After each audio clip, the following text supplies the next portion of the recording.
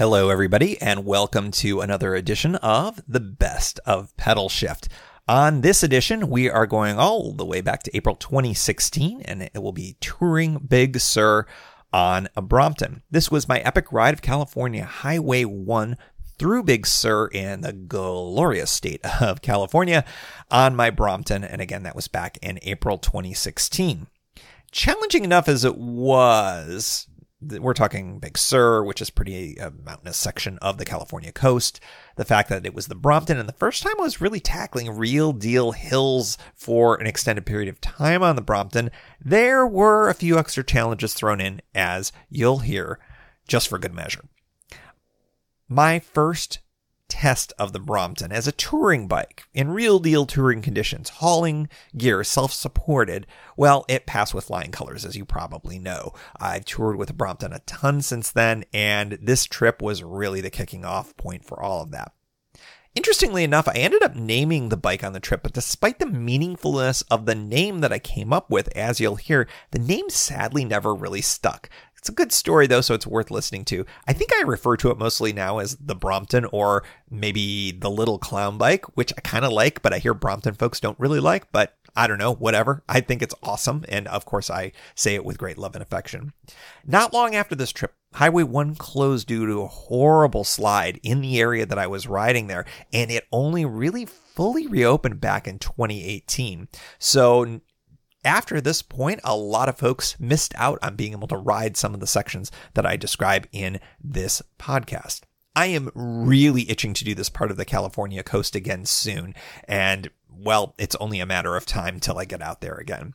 Incidentally, if you're interested in more of this, the full tour journal is available over at Pedalshift Plus. That's pedalshift.net/plus. It's volume 5. Much more info, recordings from the field, and a whole host of stories as well. Of course, all purchases of stuff like that from Pedalshift Plus help support the show. So, without further ado, let's go ride Big Sur back in 2016 by Brompton.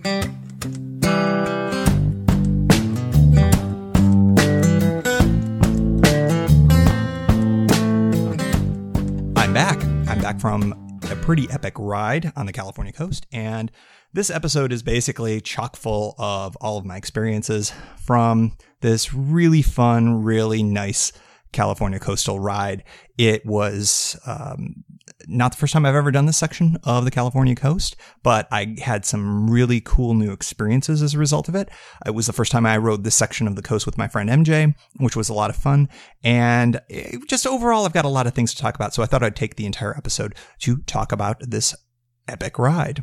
I think first and foremost, I want to thank my companion, MJ, for coming along. He and I, as I've talked about on past episodes, and as he's talked about on the interview episode back at the end of last year, we kind of got into bike touring together at the same time, and we've gone in our own unique directions, but it's always great to ride together, and it was really fun to have him, and it's always good to just be able to talk about all sorts of different types of things. We're sort of cut from the same cloth, even though we don't always hold the same opinions on a variety of things, trust me. But the nice thing is that we're always able to have good, lengthy, awesome conversations about just about anything. And I think that it goes beyond the bike touring aspect as well, which I think is important in camp, because if it's all about bike touring, I think that that could kind of wear on you after a little while. But it was really great. So having a good touring companion, I think, can be a really good thing. So if you don't have one, finding one is probably someone that would be really good.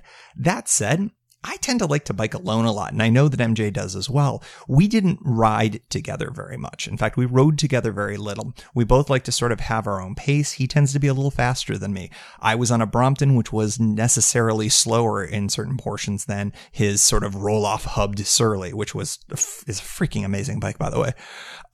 So, you know, just having that person that you know you're going to be hanging with at the end of the day, or even, you know, at lunchtime or running into them at some point further on up, it worked out really well. So I highly recommend, if you can get your own MJ, go ahead and do that, because it's pretty cool.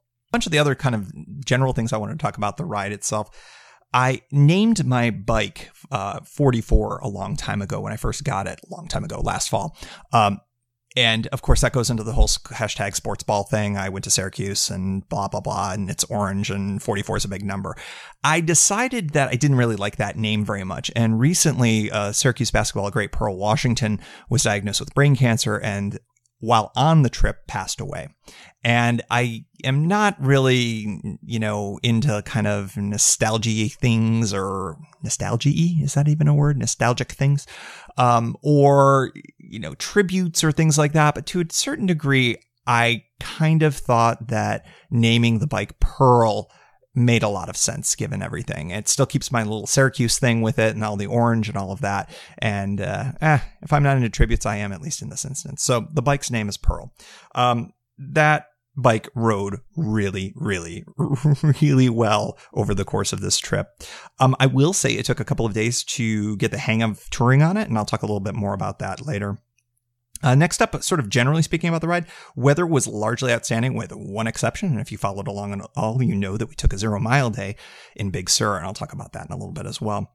If you like coastline, just generally, if you like looking at the beach, if you like being on the beach, do yourself a giant favor and ride this section of the California coast. And I would also hesitate to add on the section from Leggett Hill, which is north of San Francisco, starting there and going all the way down through the city of San Francisco and then down to San Luis Obispo. It's a fantastic stretch. It's great for bike touring. There's some challenging parts. There's some great parts, but man, the views you get are just outstanding. And if you followed along and saw some of the pictures I sent, it's simply breathtaking, especially around the Big Sur area.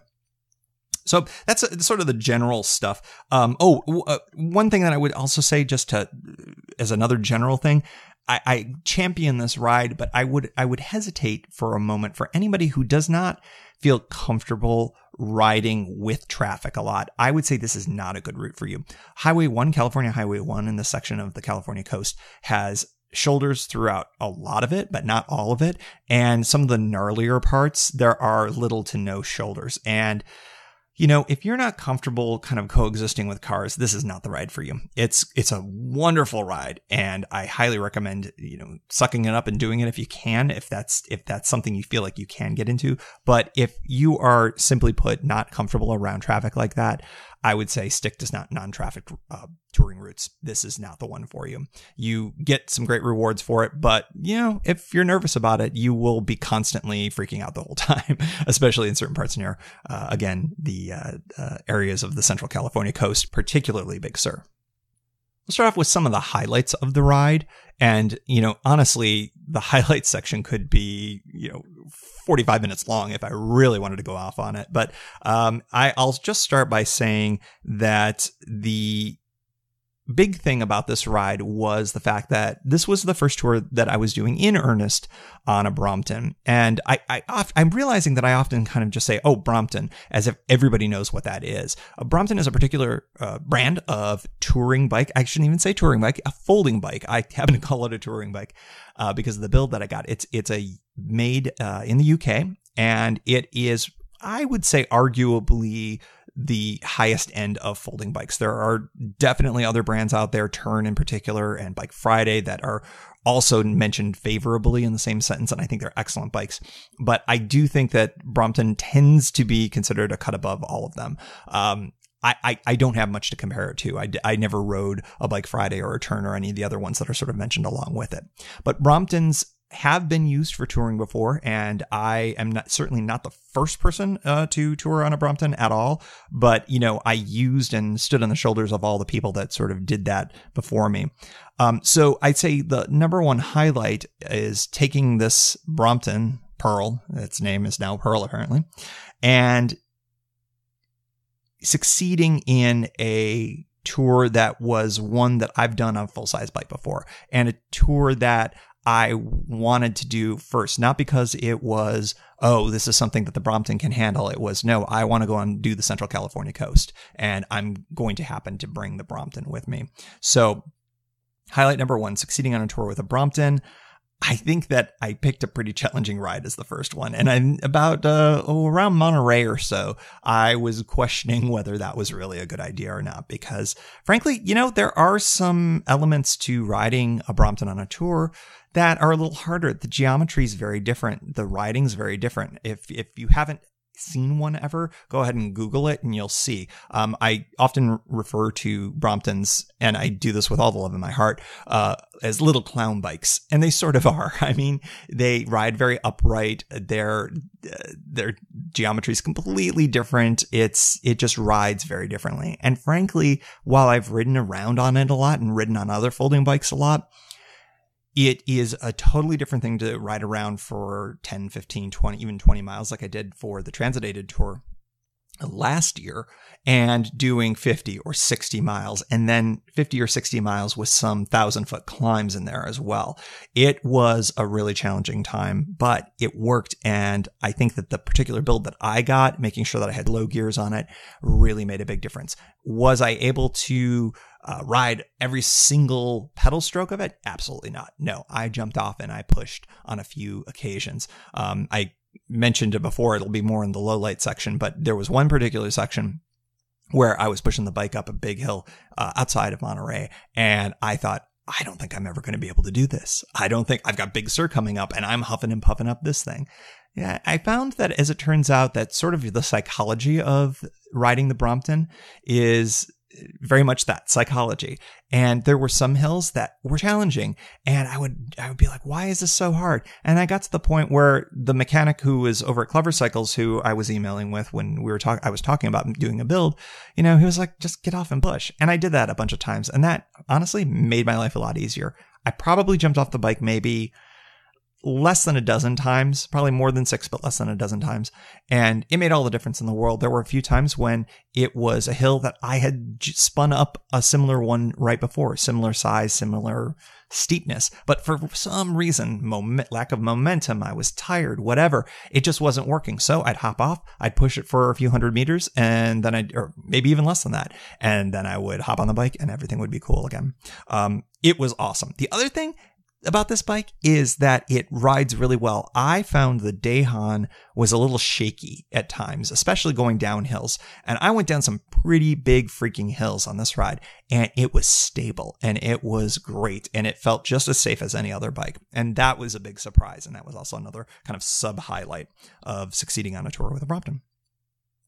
Highlight number 2, hanging with MJ again. I think I've already talked about that. I mean, we just had a really good time, particularly on our 0 mile day, where we just sort of quietly sat in a corner at the lodge at Pfeiffer State Park and had a day where we just bought $12 worth of internet and just did our thing while the rain just came pouring down outside. And our tents were set up over in the campground, and we spent another $5 for the day. Meanwhile, there were other people who were continuing on the tour, and they just had a miserable day. They went, maybe 30 or 35 miles up and ended up getting a really expensive cabin in one of the little teeny tiny towns further down the coast. And, we're soaked and wet and miserable. We were warm and dry and happy. And we frankly caught up with them a couple of days later. So in the end, we all did the same trip. We just happened to have different experiences, and hanging out with MJ and having that person who was like, yeah, it's cool, let's take a 0 mile day. That was really helpful there. Next up is meeting Tim of North to North. And I'm going to have a link in the show notes to Tim's blog. What a really incredible journey he's on. He has been going from basically Arctic Circle down to the tip of South Africa, over to the tip around Tierra for South America, and has been working his way up through California. Now he's going to eventually end up in the Arctic Circle in Alaska at some point.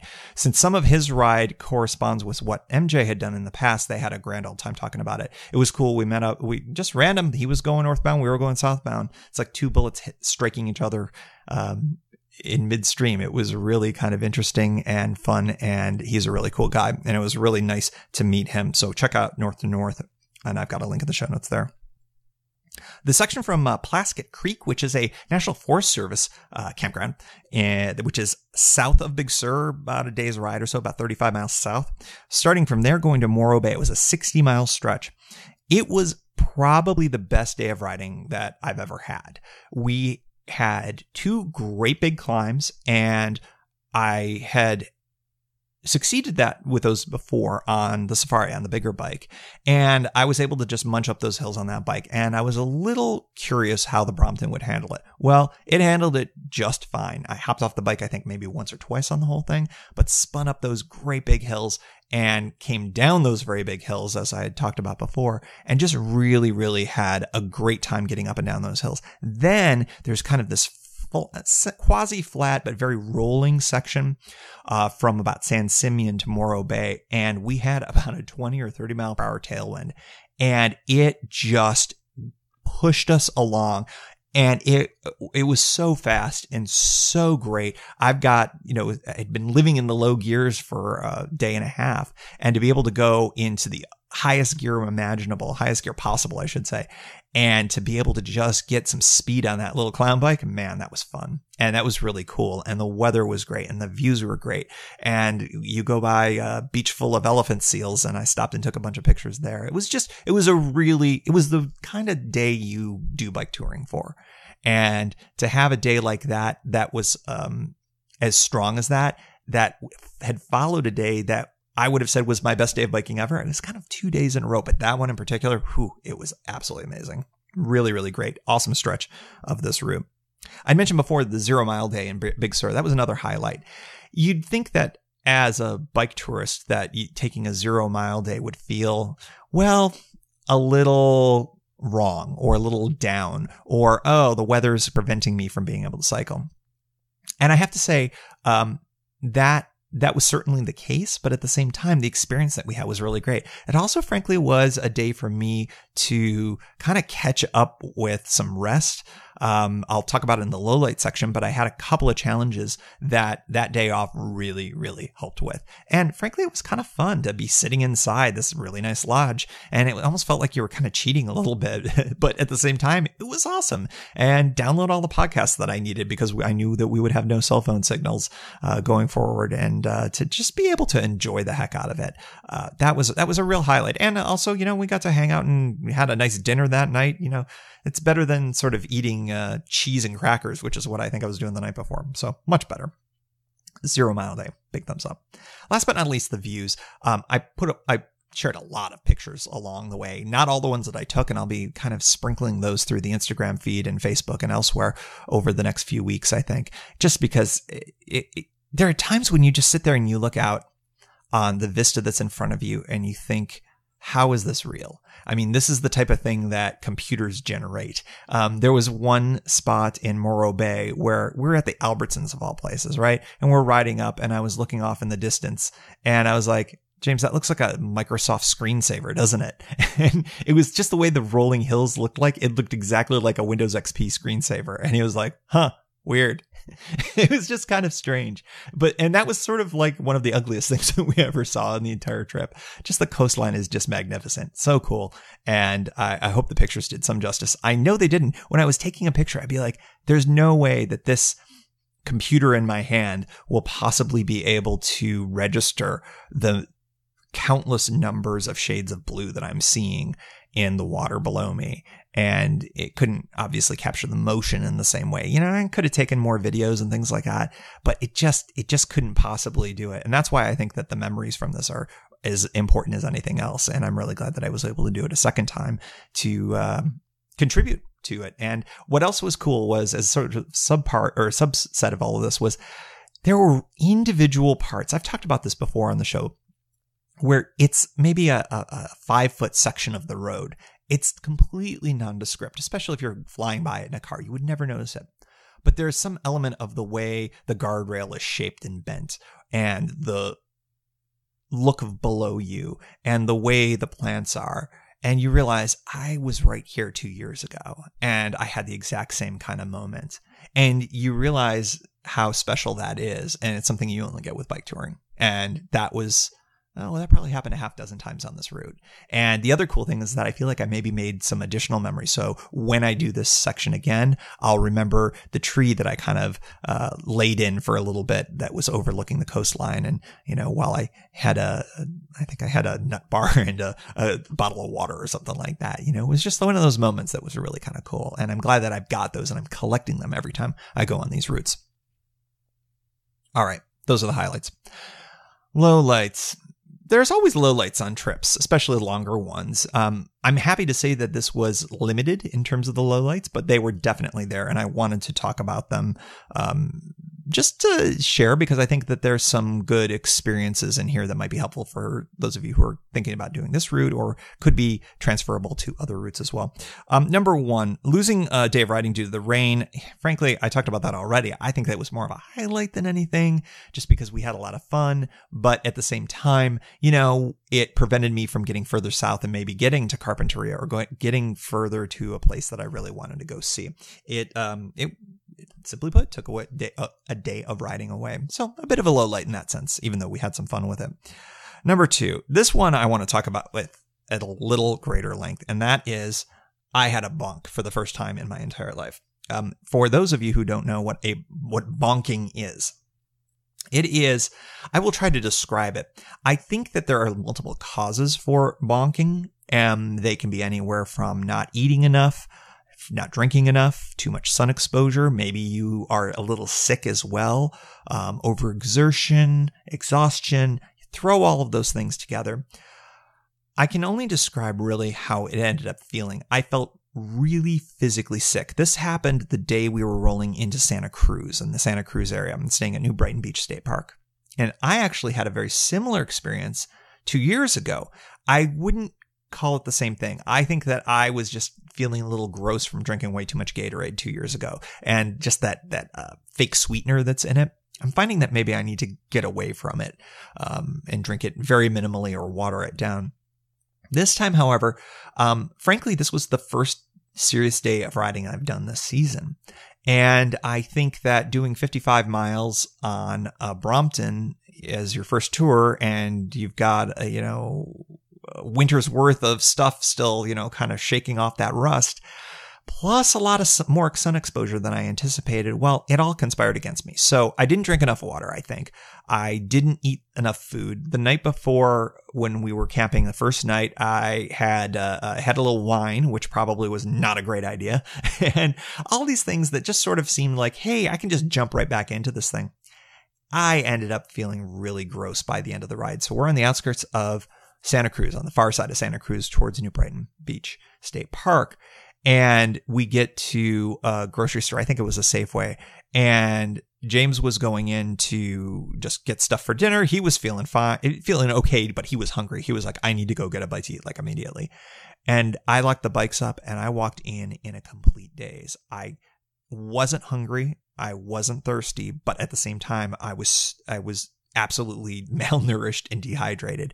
And I don't know. I was walking around in a complete daze, and it was really off-putting because it was the first time that I felt real physical limits during a bike tour. And that's not a real challenging part of the ride right there. But how I felt was really sick.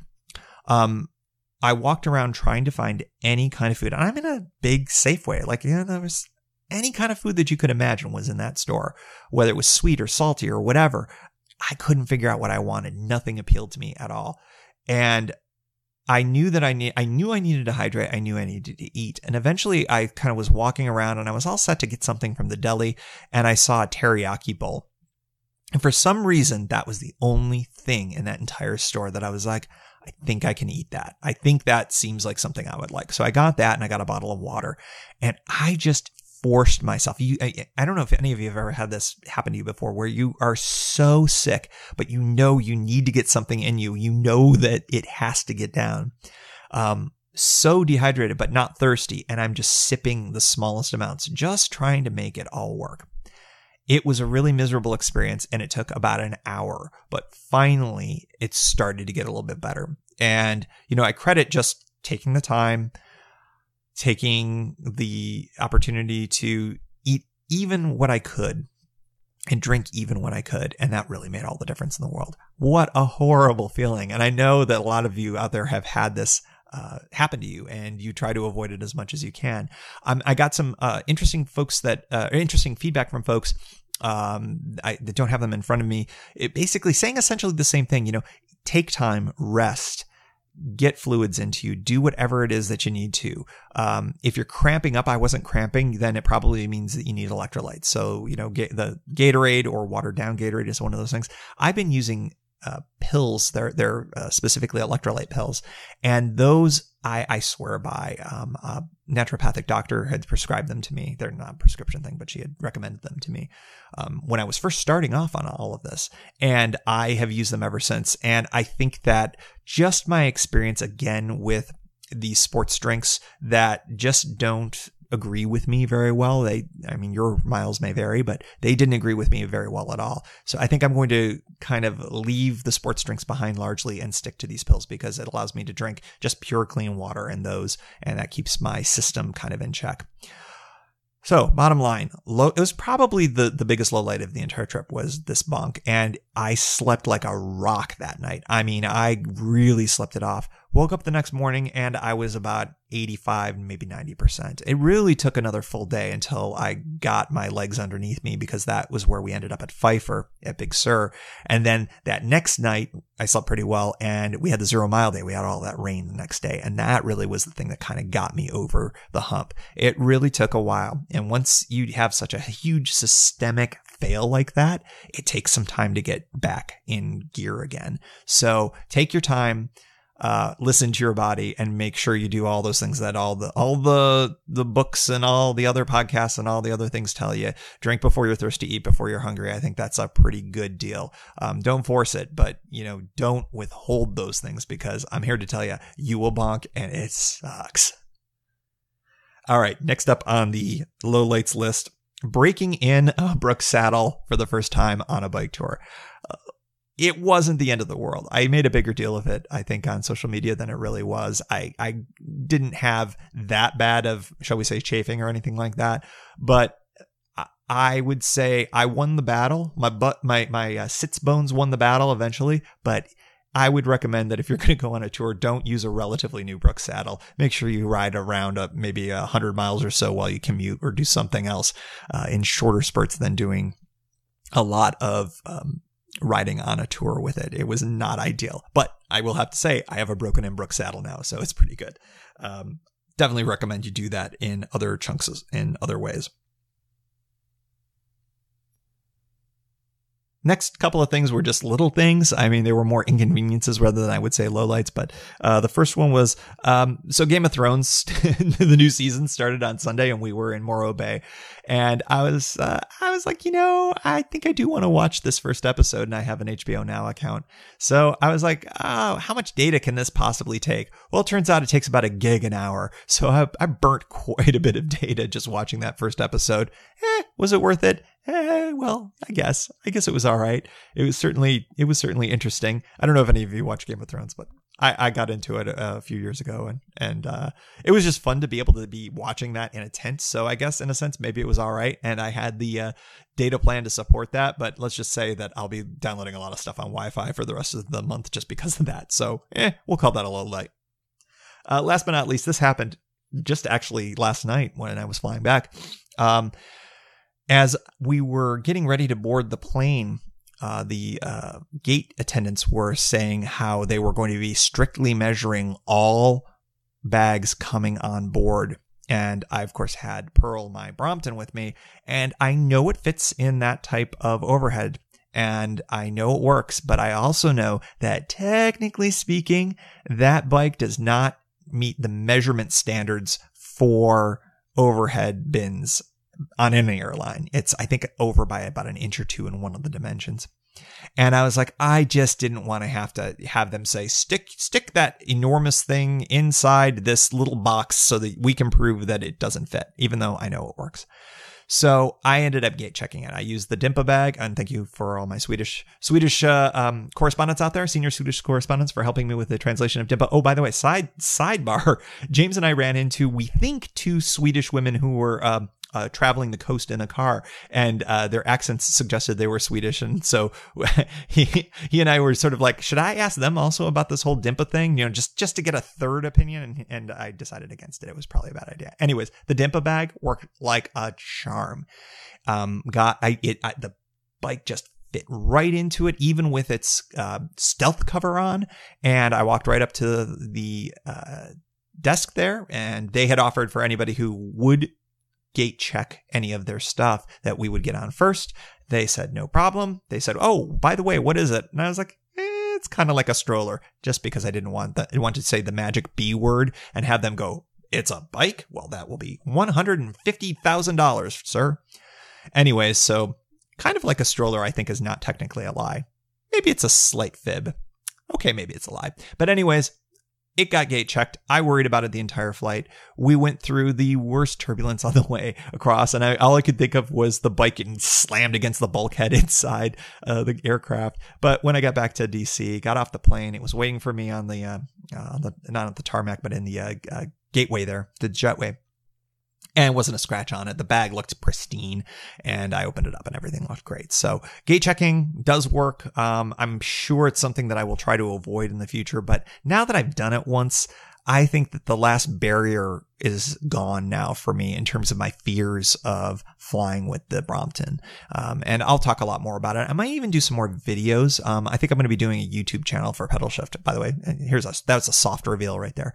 And just showing some of the different ways that I'm doing these types of things, whether it's on the full-size bike or on the Brompton or whatever, just to visualize a lot of it, because I realize the audio medium isn't necessarily ideal for everything. So anyways, that's a sidebar. And, even though the bike got through no problem, I still have to call it a bit of a low light just for the worrying factor for the 4.5 hours that I was in the air. But it worked out all right. Lessons. I had a few great takeaways from this trip, and I thought I'd share them with you and this goes beyond just the highlights and the lowlights that I've been mentioning here.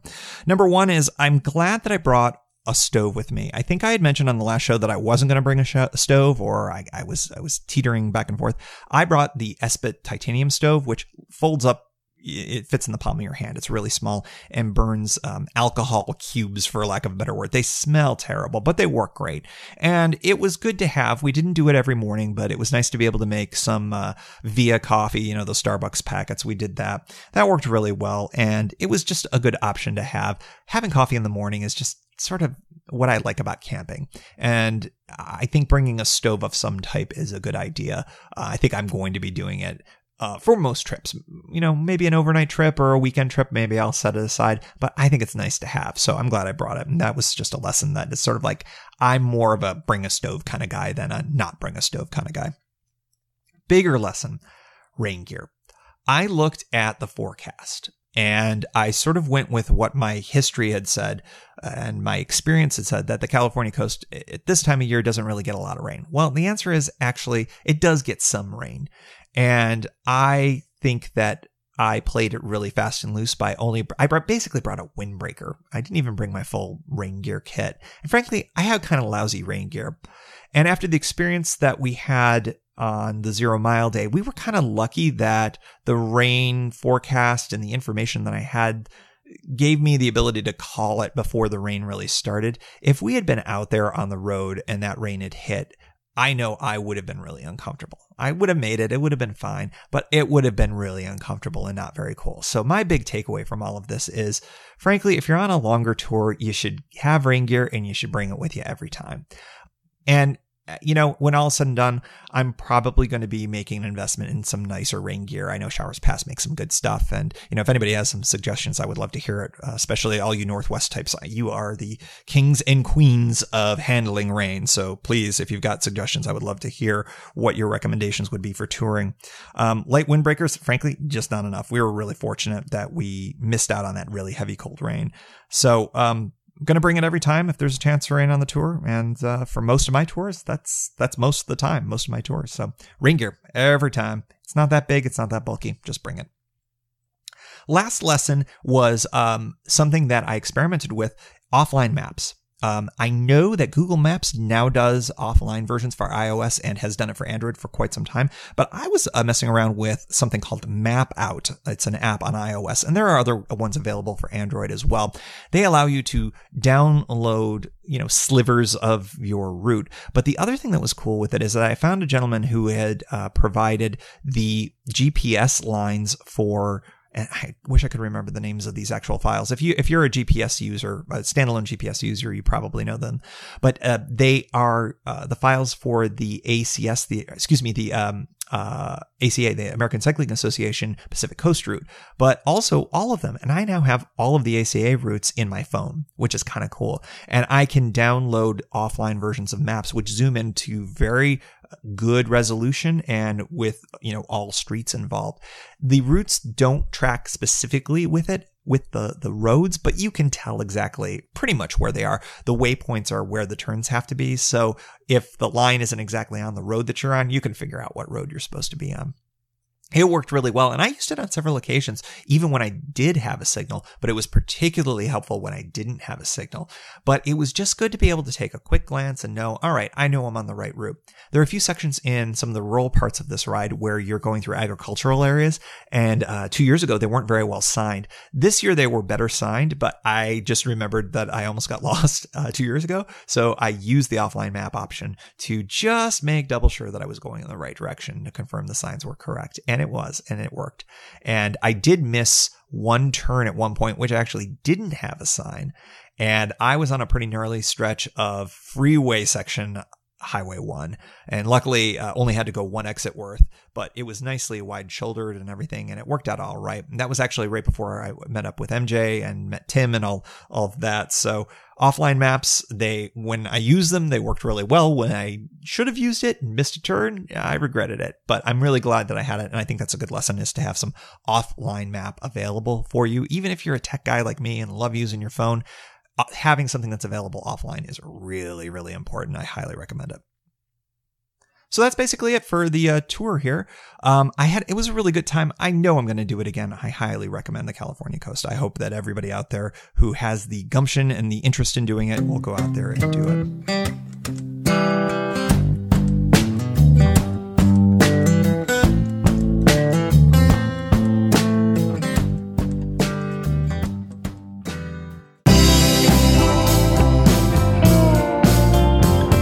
Thank you for joining. You can find Pedalshift at pedalshift.net for more great bicycle touring content. You can hear the Pedalshift project through Apple Podcasts or your favorite podcast app.